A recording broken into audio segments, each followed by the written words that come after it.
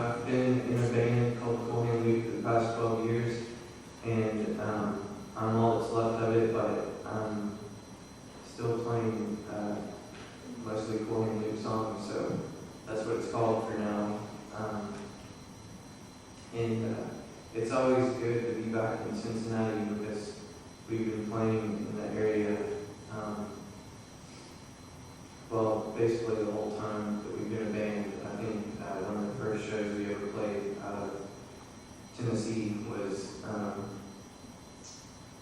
in Milford, and that's how I ended up meeting my wife. So, maybe not that night, but a couple years down the road.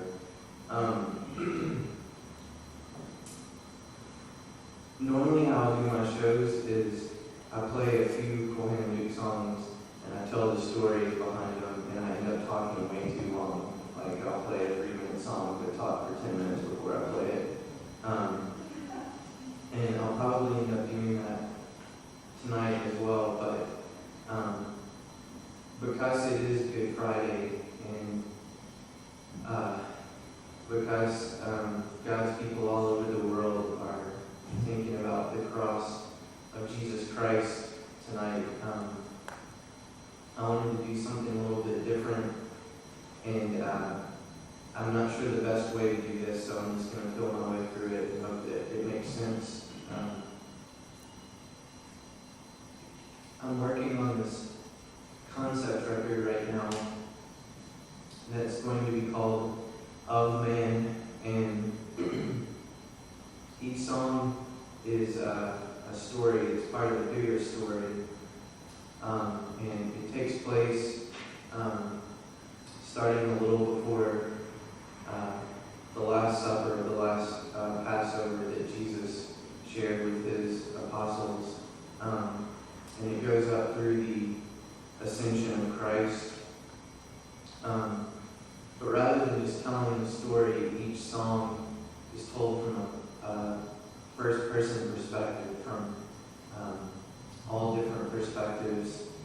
And I've really tried to focus on the human aspects of what was going on around that time without we have 2,000 years of books being written about what happened at the cross, and doctrine and tradition and all these things to teach us, but I'm trying to approach this more from the perspective of someone in that moment who maybe didn't understand it, and